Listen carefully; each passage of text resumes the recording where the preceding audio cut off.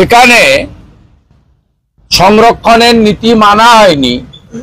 এর ফলে আদিবাসী সমাজ, যাদের দীর্ঘদিন ধরে স্বাধীনতার পরবর্তী সময় থেকে তারা চাকরিতে, শিক্ষায় সংরক্ষণ পেয়ে আসছেন, পশ্চিমবাংলার আদিবাসী সমাজ বঞ্চিত।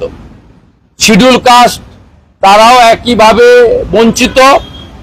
তাদের যে সংরক্ষণের পার্সেন্টেজ রয়েছে কন্ট্রাকচুয়াল, ক্যাজুয়াল, ডাইরেক্ট এবং থার্ড পার্টির ক্ষেত্রে তারাও একইভাবে বঞ্চিত।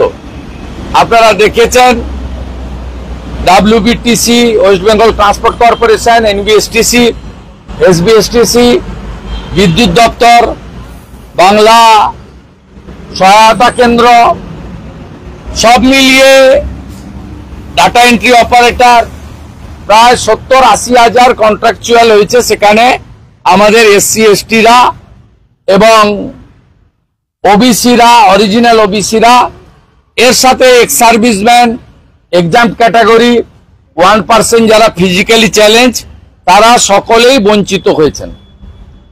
দ্বিতীয় পর্যায়ে মমতা বন্দ্যোপাধ্যায় সরকার এবং মমতা বন্দ্যোপাধ্যায় নিজে বঞ্চিত করেছেন OBC হিন্দুদের। আমি বারে বারে বলেছি, মাহেশ্ব থেকে শুরু করে আমাদের যাদব, ঘোষ থেকে শুরু করে, কুর্মিশ থেকে শুরু করে, তিলি, তেলি, কামার, কুমোর, স্বর্ণকার, মালাকার, নাপিত থেকে শুরু করে যারা অরিজিনাল OBC, বিশেষ করে OBC হিন্দু, তাদেরকে তিনি বঞ্চিত করেছেন। মুসলিমদেরকে OBC দিয়েছেন এবং ভারতবর্ষের কোনো রাজ্যে নেই OBC A এবং B করে। এতে 98% মুসলিম ঢুকিয়েছেন, তাদের সংরক্ষণের পার্সেন্টেজ হচ্ছে 10%, আর বিতে 76% মুসলিম ঢুকিয়েছেন, তাদের পার্সেন্টেজ হচ্ছে 7। হাইকোর্টে দীর্ঘদিন মামলা হয়েছে, হাইকোর্ট খারিজ করেছেন।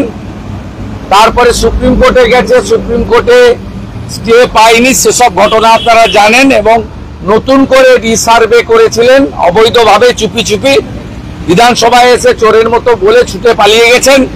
আমাদের বলার সুযোগ দেয়নি, আলোচনা হয়নি, ডিভিশন হয়নি, কোনো মন্তব্য রেকর্ড করা হয়নি, লে অ্যান্ড আউট। স্পিকারও ওনার সঙ্গে ছুটে পালিয়ে গেছেন হাউস অ্যাডজন করে। আবার কোর্টে গিয়ে কিশোর দত্ত এজি মিথ্যা কথা বলেছেন যে বিধানসভায় নাকি কেউ আপত্তি করেনি।